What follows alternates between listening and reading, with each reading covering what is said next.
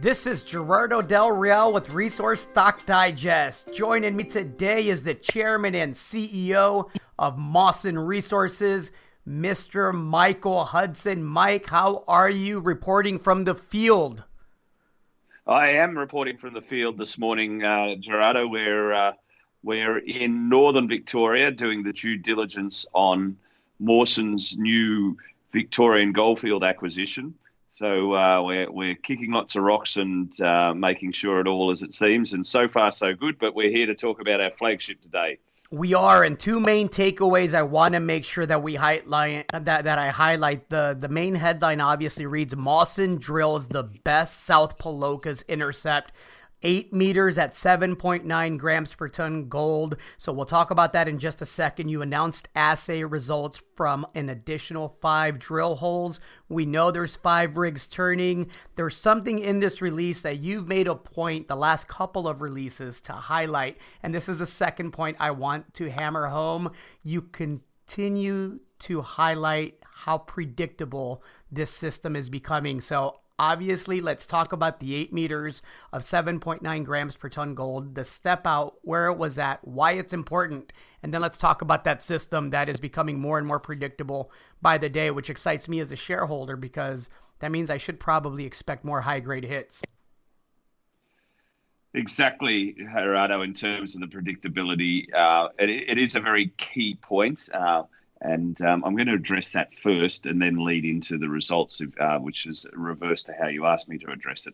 But firstly, there's a lot in this release. And one is we took a big step out. We took a 600-meter down plunge step out, 400 meters from the previous resource, which was December 2018 at a project called Palokas. We hit the mineralized structure. Now that is very key. This wasn't one of the flashy results in the release. It was around 10 meters at 0.6 grams gold, but that was a big step out, and that shows the system continues 600 meters down, and of course it will go beyond that. So that was showed courage and skill to be able to do that on the behalf of our technical team. So that's one key point. Second is that we are infilling up dip from that hole in Palokas and South Palokas in this release. And we hit what is our best hit in South Palokas.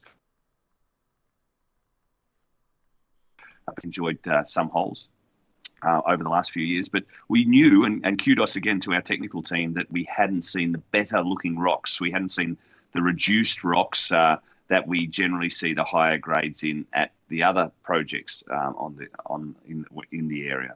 So every time we drill this system, it throws up better and better results, and that doesn't happen very often in this business, and that's what we've done here with an 80-meter step out, 8 meters grading just under 8 grams. So fantastic there. And then we had some other holes. Every hole hit in this release, and then we had other holes that were on the margins, but will add to the resource calculation we expect because they're outside the current resource boundaries, each and every one of them. And it's onwards and upwards. We're doing as we said we'd do, build on the existing resource base. Let me play devil's advocate a bit, Mike. Obviously, the 8 meters at 7.9 grams per ton gold from 303 meters is the best gold intersection to date from the prospect. Can we talk about that hole 202A that you said was significant for you, the 10.1 meters of 0.6 grams per ton gold? That was down at 771.7 meters. So the good news there is it's mineralized way down there. Me playing devil's advocate, I could say, and you highlight this, it's lower grade. What did you learn from that hole that encourages you moving forward as you continue to step out and drill to depth? I'm sitting here in Victoria, and of course very close to what is one of the world's highest grade mines and most profitable mines, Fosterville. And I only bring that up because there was a story that a very famous geologist and friend of mine told me when they drilled a hole. They took a big, bold step out in that system a number of years ago. It was a 500-meter step out, and it had just had weak alteration, but the geologists were excited.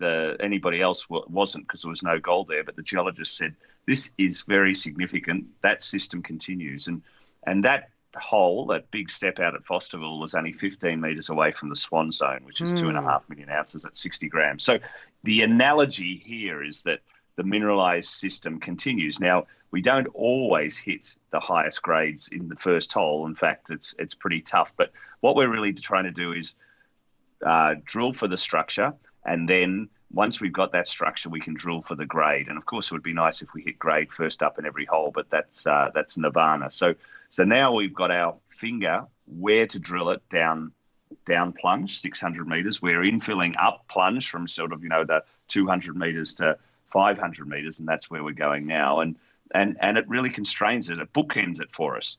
And we'll have a much better idea down at 600 metres when we've infilled up plunge. So it's de-risking it. It's demonstrating the system is continuing, and it's demonstrating that we've been able to hit it from a long way away.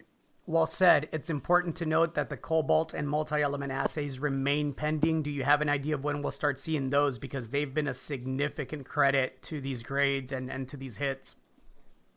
Yeah, they add maybe 10 to 20% in situ value, the cobalt, traditionally from what we've seen before, but it also adds continuity of the mineralized zone. We'll start to see those coming in the upcoming releases over the next few weeks. The turnaround on gold is about a week, and the turnaround for multi-elements 3 to 4 weeks. 5 rigs are turning as we speak, correct, Mike? Correct. How is the cash position looking? It's going down daily because we're drilling lots, but that's what you raised it for.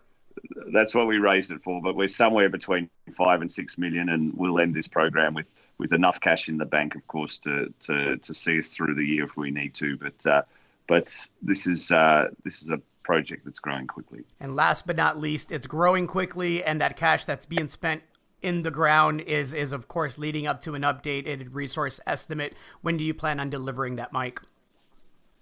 That'll be Q3.